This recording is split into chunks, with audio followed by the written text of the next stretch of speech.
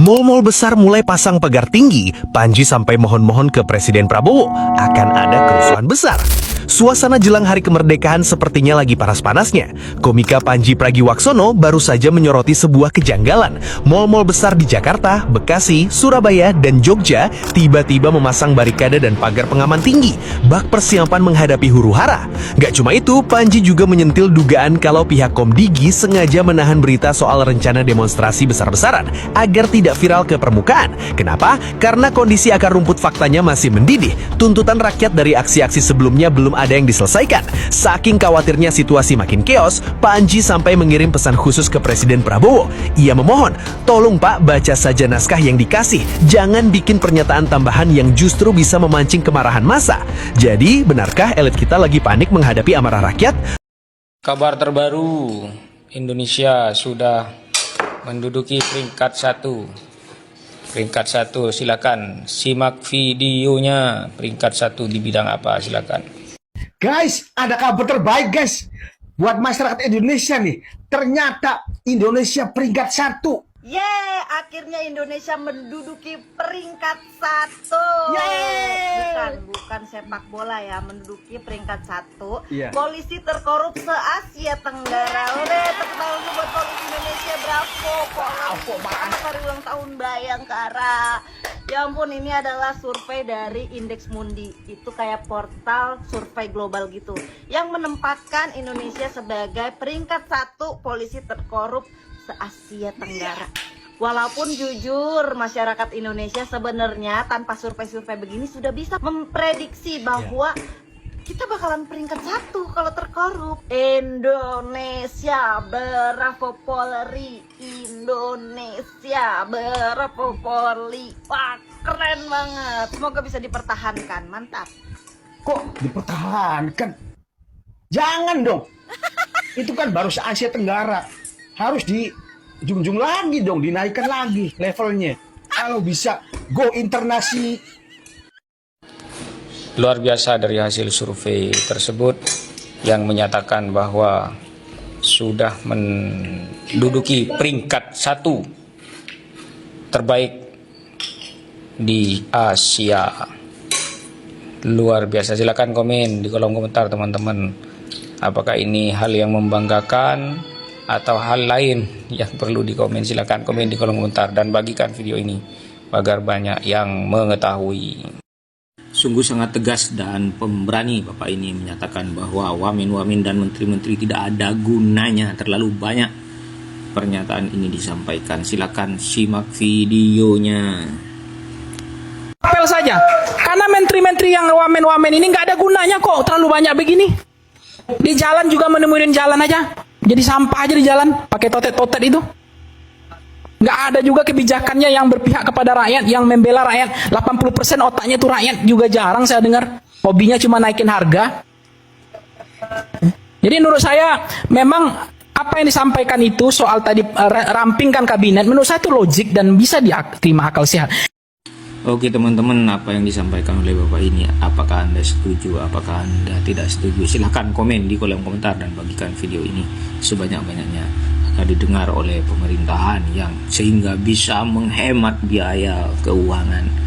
Terlalu banyak menteri-menteri dan wamen-wamen yang berjejer, tetapi sama Bapak ini dianggap tidak berguna. Oke teman-teman, silahkan komen di kolom komentar dan jangan lupa bagikan video ini.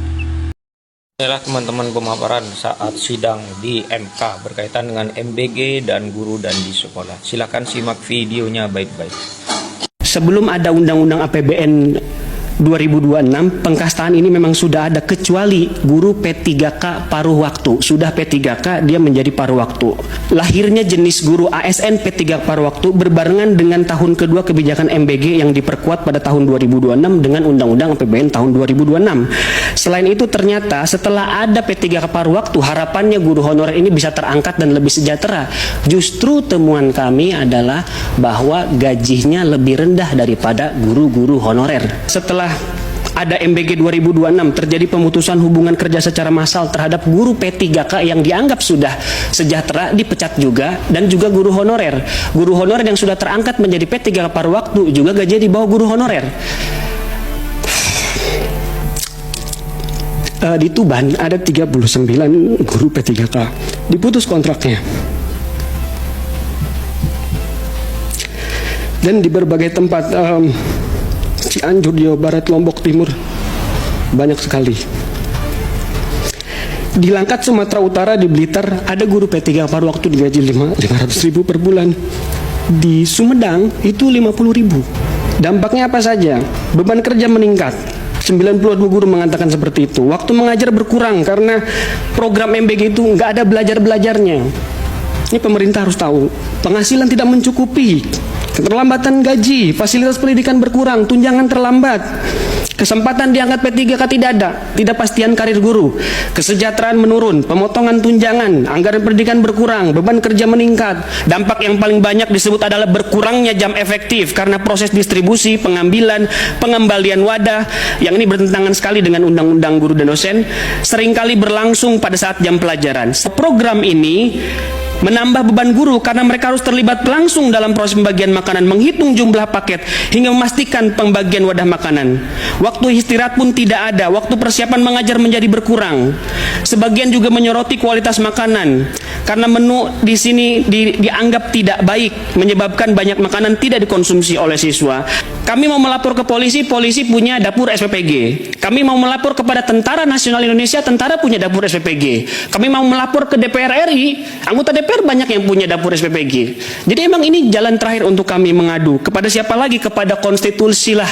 Kami berharap, ya kalau nggak punya dapur ya, bahwa kita sudah sampai kepada masa kebodohan merajalela. Ketika MBG dibela, keracunan dianggap biasa, mempertontonkan keserakahan dan membiarkan negeri ini dalam malapetaka. Saya bersaksi siapapun yang merampok anggaran pendidikan di dunia di penjara, di akhirat dia masuk neraka. Cukup sekian dari saya.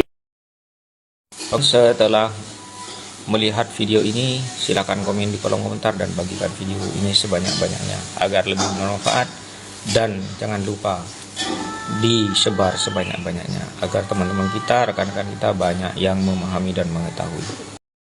Setiap hari kita di media sosial melihat demo mahasiswa dan demo-demo yang lain. Seharusnya ini tidak terjadi di negara ini jika penyelenggara negara cukup memperhatikan apa yang dirasakan oleh masyarakat dan para pendemo, terutama mahasiswa yang mereka menyuarakan aspirasinya.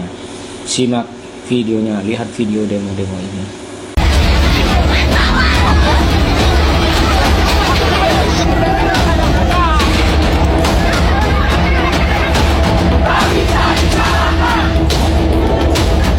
Sejak Jumat pagi, masa mahasiswa berkumpul di lapangan FISIP Universitas Indonesia Depok untuk konsolidasi sebelum bergerak ke Jakarta. Pakaian serba hitam dipilih menjadi simbol kritik terhadap kondisi bangsa, dipadukan dengan jaket alma mater kuning sebagai identitas. Aksi mengusung seruan Indonesia menuju bangkrut dan berisi 5 tuntutan utama. Di antaranya menghentikan pemborosan APBN, menurunkan harga kebutuhan pokok dan BBM, serta menghentikan program makan bergizi gratis. Mahasiswa menilai kebijakan pemerintah sudah membebani ekonomi masyarakat.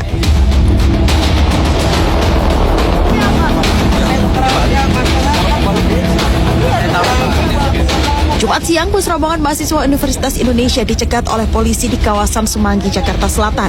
Bus dicegat saat massa hendak menuju bundaran Hotel Indonesia. Bus yang mengangkut massa mahasiswa kemudian dialihkan ke arah Dukuh Atas. Sempat terjadi cekcok antar mahasiswa dengan petugas yang berjaga.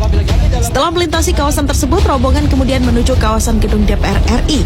Pengalihan rute terjadi saat mahasiswa tengah menuju titik aksi yang dipusatkan di bundaran HI.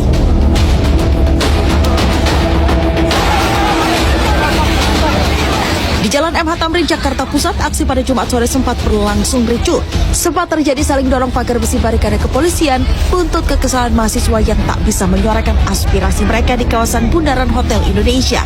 Beruntung, aksi saling dorong tak berlangsung lama setelah polisi dan massa akhirnya memilih sama-sama meredam situasi.